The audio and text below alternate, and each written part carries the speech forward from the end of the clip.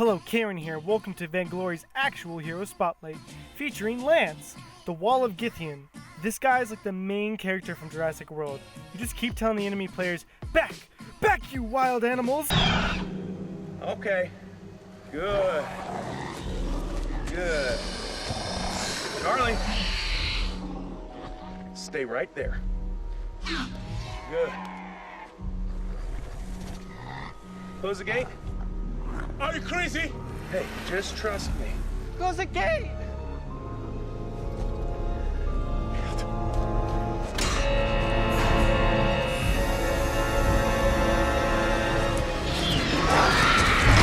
So as Lance, it's your job to protect your brain-dead teammates. Ally being chased because they overextended? You go in. Your assassin goes when he shouldn't? You go in. It's your job to get the enemies off your teammates.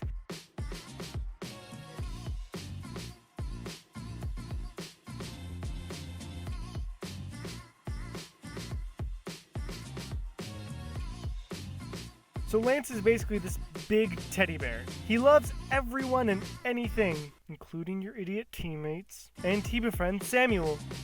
You know, the really dark and edgy guy that basically hates everyone. But Lance decides to be his knight and protect him. Also, he lived on a giant turtle. I thought that was important. So in Vainglory, the skins can have a story, or can have this little side story pertaining to them. Lance's is his Nether Knight skin. It's basically him being able to be dark and edgy with Samuel for once. You know, edgy. His voice lines are the best, they always make you laugh. He literally says, "Let us not go there, for that is a silly place." And sometimes I wish my teammates would just listen to him. So Lance's passive is, "We weren't aiming for the truck." Anything that gets hit by a sword gets damaged, and if it's a critical hit, then all people get hit by the critical. Also, instead of having energy, Lance has stamina. Man, super different. Basically, using an ability consumes stamina, but it recharges pretty quickly. Also, buying energy and energy regeneration items increases stamina and the recharge. This makes Crystal Power Lance a little viable, but not as much as Weapon Power Lance. A whole new world, a new fantastic point of view. His A ability is Impale. This makes your enemies go, Oh, look at that. I've been impaled. so when you use this ability, you lunge in a direction, rooting an enemy hit by your sword, Lance. Thingy? What is that? Is that a sword or a lance? Anyway, this route will last for a max of 1.6 seconds. This is your main engagement tool, or to help lock down an enemy hero to stop them from getting away, or from stopping them from chasing an ally. This ability scales with 140% of weapon power. This is crazy. Just build one Sorrow Blade and you're going to be taking a huge amount of health off an enemy, including them being rooted. The overdrive of this ability also cancels the cooldown of your ultimate if it hits. So you roll, impale, roll again to get in a better position. He also has seemed to watch the room since he seems to be doing that laugh a lot. His B ability is Githyan Wall. It has a passive. When he hits a target, he will take reduced damage from the area that he's facing. He will also strafe around his target that he is most recently hit. So you're just facing them, staring them down. When you activate this move, Lance sweeps enemies away in the direction you used it. Also, if you make them hit a wall or a structure, this ability will stun them. You just go, "Stop it!"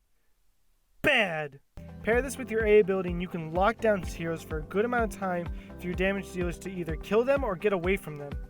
This is why your main job is to peel. Keep enemies from hurting your friends. This move is kind of like that backhand. You just go, "No! Back off!" Also, after activating this move, you hold your shield up, reducing damage a ton from a direction that you're facing. It also negates negative effects. Also, if you overdrive this ignores all debuffs from any direction when you activate it. Lance just shrugs it off. You ain't gonna let your bad mood bring him down. You know, Trump would love this character. Instead of making walls, he is a wall. Trump might make his own fan fiction about Lance. His ultimate, if you can call it that, is combat roll. That's it. It's like you started playing Dark Souls. You just start rolling Around at the speed of sound. Crap. I made that joke in the last video, and that didn't go over too well. So I just realized the Dark Souls joke is kind of overused. So I'm gonna change it. When you get this ability, it's like playing Kingdom Hearts. No, that doesn't work. When you get this ability, it's like you're playing Legend of Zelda. Yeah, that works. That's not overused. Something important about this ability is that you can roll through some spots and walls, which makes for some really cool escapes, but if you're bad like me, you look like a total tool. A good rule of thumb is if the ability circle is visible on the other side of the wall, typically you should be able to make it. Okay, so Trump maybe wouldn't like him since he can go through some walls. It's sad because it was still a better love story than Twilight. So for items, you want to build things that can support your teammates. So buying Fountain of Renewal and Crucible are important since you want to be keeping your teammates alive. Buying any defense item is good because it helps you become bulkier and be more of that tank that can't be moved. Kind of like the wall that Trump has always dreamed of. Buying a Star Blade isn't bad since you can deal a little bit of extra damage with your impale ability and make the enemy go, "Oh no!" It's better safe for late game unless you can't rely on your weapon power dealer. I would always build War Tread since you're all about your team. I think contraption is super important as a support since sight is huge in this game. Is it bad that writing these scripts for these champions is easier for me than writing papers for my classes? Oh man, I'm a huge nerd. So what did we learn about Lance? That he doesn't use a lance, it's just a huge sword basically. That he's great for protecting your stupid, idiotic, noodle for brains teammates. You keep the enemy off your damage dealers, and you do a little bit of extra damage. Hey everyone, Kayrann here. Hope you guys enjoyed the video of Lance's actual hero spotlight. Obviously this is a parody of Magikarp's actual champion spotlights from League of Legends. I enjoyed his series, but it had a lot of swears and cursing and like dark jokes. And I wanted to make a similar series, but just in Vainglory. And I noticed that they don't really have too many video series focusing on like humorous, educational. So I thought this would be a fun series to learn editing and stuff like that for you guys. So my question for you guys, the next hero spotlight has already been chosen, which is Idris, because he's the newest hero, so I figured I could do that. But I want to know, after Idris, which hero do you guys want to see in the hero spotlight? Just let me know, and if you guys have any jokes or memes to go along with the character that you want, it will definitely help with me picking it out.